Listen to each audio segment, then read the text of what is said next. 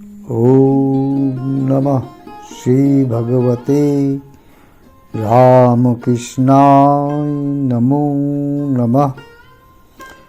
ঠাকুর শ্রী শ্রী রামকৃষ্ণ মা ও স্বামীজির চরণে প্রণাম জানিয়ে আমি স্বামী ব্রহ্মানন্দ সংকলিত শ্রী শ্রী রামকৃষ্ণ উপদেশের দ্বিতীয় পর্ব ঈশ্বর থেকে পাঠ করে শোনাচ্ছি। ঈশ্বর ভগবান সকলকার ভিতর কীরূপে বিরাজ করেন জানো?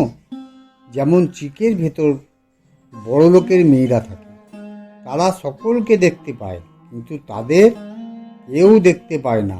ভগবান ঠিক সেই রূপে বিরাজ করছেন। প্রদীপের স্বভাব আলো দেওয়া। কেউ বা তাতে ভাত রাঁধছে, কেউ জাল করছে, কেউ তাতে ভগবত পাঠ করছে। সে কি আলোর দোষ?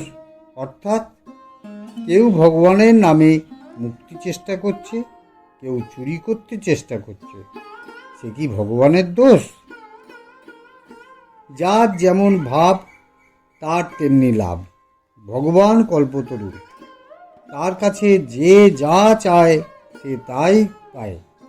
গরিবের ছেলে লেখাপড়া শিখে হাইকোর্টের জজ হয়ে মনে করে আমি বেশ আছি। ভগবানও তখন বলেন তুমি বেশ থাকো। তারপর যখন সে পেনশন নিয়ে ঘরে বসে, তখন সে বুঝতে পারে এ জীবনে করলুম কি। ভগবান তখন বলেন তাই তো, তুমি করলে কি? ব্রহ্ম ও শক্তি অভেদ। ব্রহ্ম যখন নিষ্ক্রিয় অবস্থায় থাকেন তখন তাকে শুদ্ধ ব্রহ্ম বলে, আর যখন সৃষ্টি স্থিতি প্রলয় ইত্যাদি করেন তখন তার শক্তির কাজ বলে। একদিন ঈশ্বরীয় কথা প্রসঙ্গে মথুরবাবু ঠাকুরকে বলেছিলেন ভগবানকেও জগতের নিয়ম মেনে চলতে হয়, তিনি ইচ্ছে করলেই সব করতে পারেন না। ঠাকুর বললেন তা কেন হবে গো, তিনি ইচ্ছাময়, তিনি ইচ্ছা করলে সব করতে পারেন। মথুরবাবু বললেন তিনি ইচ্ছা করলে এই লাল জবা ফুলের গাছে কি সাদা জবা করতে পারেন? ঠাকুর বললেন তা পারেন বই কি, তার ইচ্ছে হলে এই লাল জবার গাছেই সাদা ফুল ফুটতে পারে। কিন্তু মথুরবাবু সে কথায় ততটা যেন বিশ্বাস স্থাপন করতে পারেননি। বাস্তবিকই কয়েকদিন পরে দেখা গেল দক্ষিণেশ্বরের বাগানে একটা জবা ফুলের গাছে এক ডালে সাদা ও অপর ডালে লাল জবা ফুটে আছে। ঠাকুর ডালের গোড়া শুদ্ধ ফুল দুটো এনে মথুরবাবুকে দেখালেন।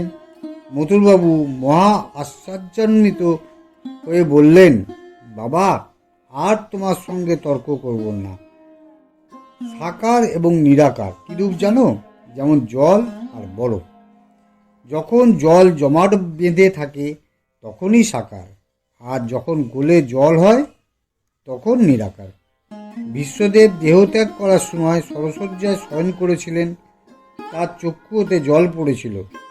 অর্জুন তা দেখে শ্রীকৃষ্ণকে বললেন ভাই, কি আশ্চর্য! পিতামহ, যিনি সত্যবাদী, জিতেন্দ্রীয়, জ্ঞানী ও অষ্টবসুর এক বসু, তিনিও দেহত্যাগের সময় মায়াতে কাঁদছেন। শ্রীকৃষ্ণ বিশ্বদেবকে একথা বলতে তিনি বললেন কৃষ্ণ, তুমি বেশ জানো আমি সেজন্যে কাঁদছি না। এই জন্যে কাঁদছি যে ভগবানের লীলা কিছুতেই বুঝতে পারি না। যে মধুসূদন নাম জপ করে লোকে বিপদ থেকে উদ্ধার পায়, সেই মধুসূদন স্বয়ং পাণ্ডবদের সারথী সখারূপে রয়েছেন, তবুও পাণ্ডবদের বিপদের শেষ নেই।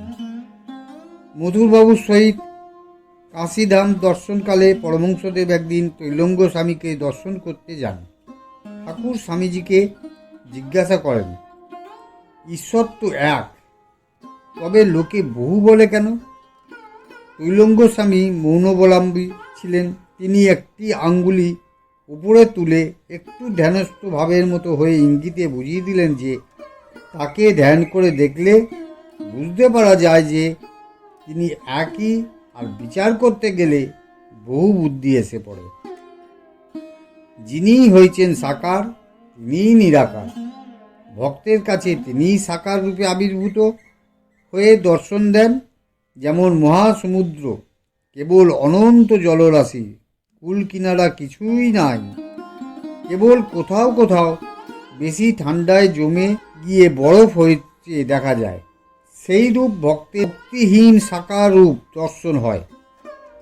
আবার সূর্য উঠলে যেমন বরফ গলে যায় ও পূর্বের ন্যায় যেমন জল তেমনি হয়ে থাকে, তেমনি জ্ঞান সূর্য উদিত হলে সেই সাকার রূপ বরফ গলে জল হয়ে যায় ও সব নিরাকার হয়। দ্বিতীয় পর্ব ঈশ্বর আপাতত এখানেই শেষ করলাম। এই পর্বটা যদি আপনাদের ভালো লেগে থাকে তাহলে এটা লাইক করে আপনাদের বন্ধু বান্ধব আত্মীয় স্বজন ও রামকৃষ্ণ অনুরাগীদের শেয়ার করে দেবেন ও পরবর্তী পর্বের নোটিফিকেশন পাওয়ার জন্য অবশ্যই সাবস্ক্রাইব করে বেল আইকনটা টিপে দেবেন এবং অল নোটিফিকেশনটা অন করে দেবেন। ধন্যবাদ।